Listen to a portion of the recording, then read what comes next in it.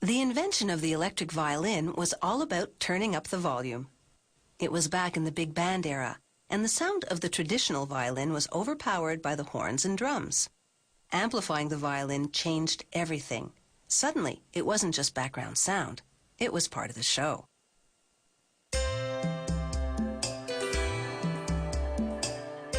The wired violin comes in different shapes because it doesn't rely on the body to resonate sound.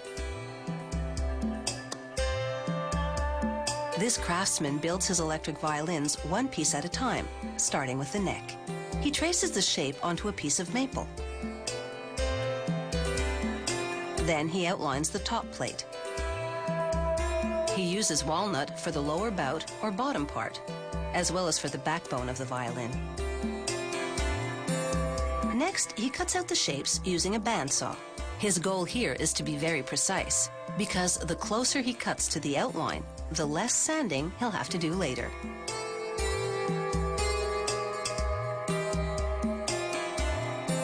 The dimensions for the top and neck are exactly the same as a traditional violin, so there won't be any difference in the reference points the violinist relies on.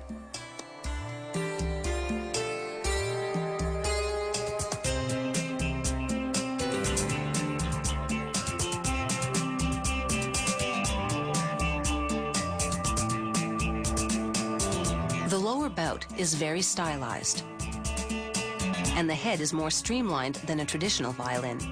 There's no decorative scroll.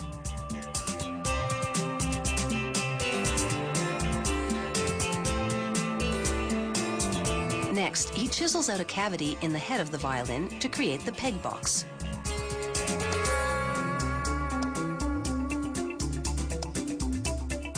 He carves parallel grooves onto the back to give it a snazzy look. Using a rasp, he shaves the wood to the correct thickness.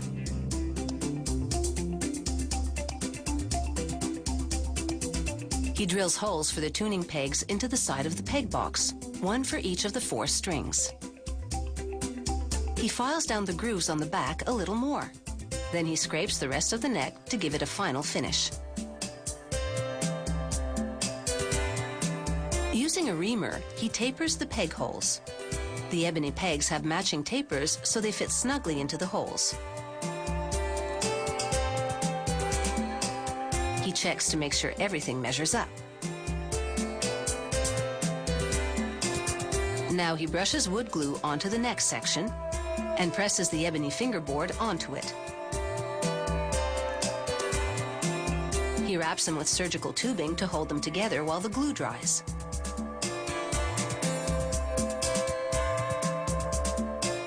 He drills 2 assembly holes in the top piece and makes corresponding holes in the other parts.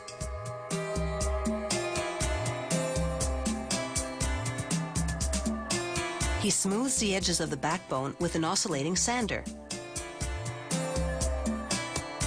Then, using a high-speed router, he bevels the lower bout piece to give it a clean edge. He rubs teal-colored stain into the wood because loud colors seem appropriate for these high-volume instruments. A crystal has been glued into the violin's wooden bridge to generate electricity from the string's vibrations and create sound. He pulls the wire from the bridge through the backbone and then mounts the bout to the backbone. He bolts an ebony chin rest on top. Next, he attaches the neck to the rest of the assembly. He loops on the ebony tailpiece. He pulls a string from the tailpiece to a peg. The act of tightening the first string raises the bridge, which will be held in place only by tension.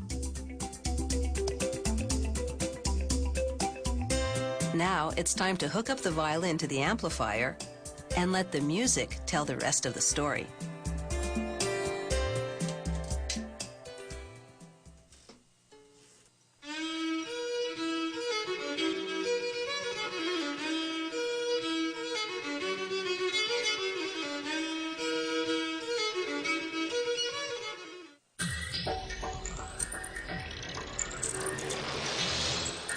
If you have any comments about the show, or if you'd like to suggest topics for future shows, drop us a line at www.howitismade.net.